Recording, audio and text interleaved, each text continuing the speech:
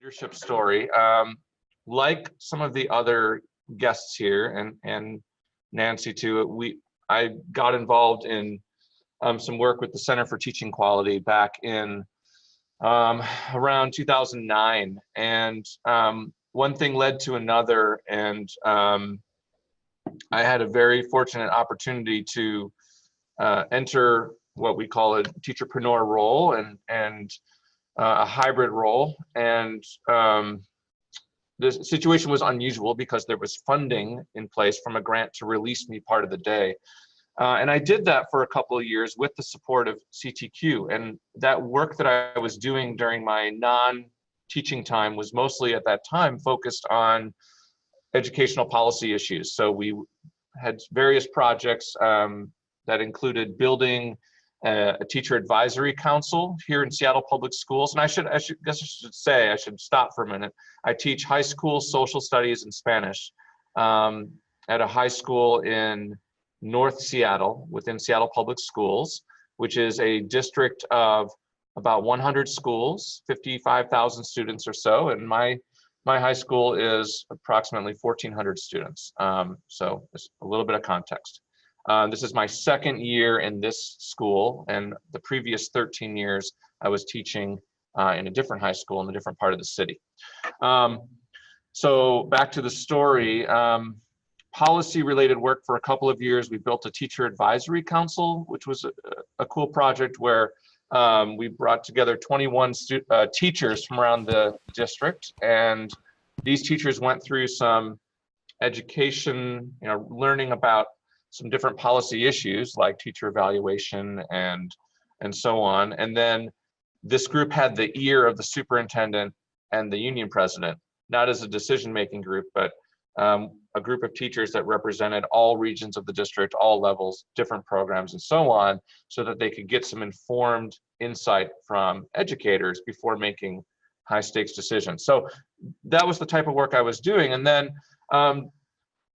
I decided that I wasn't all that interested in continuing with the policy-related work. I was really interested in the leadership opportunities and definitely committed to staying in the classroom. And so at the time, my school at the time was going through some transformation. It was becoming what was called an international school. And so we have 10 schools in our district that are designated international schools. So 10% of our schools roughly. And what that means at the elementary level, all the 5 elementary international schools all have dual language immersion programs in either Spanish or Mandarin or Japanese.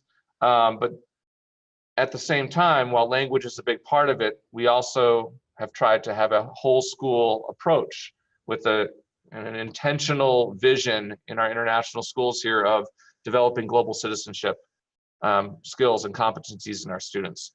So there's a lot of work to be done in my school and in the district around what does it even mean to be an international school? How do we build a shared vision? How do we demonstrate that so people really get it and feel part of it? And so I went back to folks at Center for Teaching Quality and I said, well, here's what I'd like to do. I'd like to keep working in a hybrid role, and I'd like my non-teaching time to focus on global education or international education. And I have some big ideas for large-scale projects that I would coordinate in my school and my district and so on. And the response was, it's a really great idea, but there's no way anyone's going to fund that. And so I just kind of settled on the fact that I would be going back to full-time teaching for a little while. And somehow later that spring, the stars aligned, and there was a funder that emerged in the MetLife Foundation that was engaged in some work around global education with the Asia Society. And they agreed to fund me for 1 year to engage in this global education work. So the responsibility I felt was I need to demonstrate that this is valuable work while I have this release time temporarily so that I can convince my school district to invest in this work. And ultimately, that's what happened. in our international ed department in Seattle Public Schools, there is one district administrator, and half of her job is to support international education, which includes the dual language immersion programs, and then half of her job is she coordinates world language programs as well, spread very thin. And so there was an opportunity around 2014 to add some support to that department. And the administrator at the time and I pushed for, rather than creating another cubicle job of another administrator, we would divide the FTE among a few people, 3 or 4 different teacher leaders in different international schools in our network, in our district. And I would be one of those teachers, and they went for it. And so that next year, I was released 40% of my time to lead that work. And one of the things we did was we built a leadership team of teachers from the 10 international schools. We had working groups, and we developed professional learning modules that turned into workshops. And we're still doing some of those workshops. Now, I only have a couple minutes left in the story, but there are some of the tangible things that I did during that time in that role.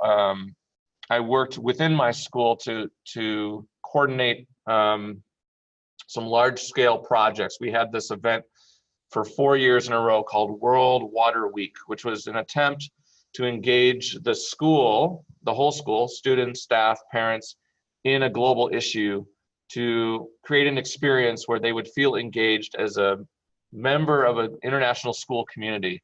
That work, the next iteration of that work became a global issues youth conference, where we invited many schools, middle schools and high schools, to come in, all youth led, where all of the workshop sessions are led by youth, with some keynote speakers, meals, etc. This year, we're about a month away from our 4th annual Washington State Global Issues Network Conference. And this year, I think we'll end up having about 150 youth. And the exciting piece is that we have groups coming from Cuba and Mexico and South Korea. So that's like a very time-intensive project, coordinating a youth conference.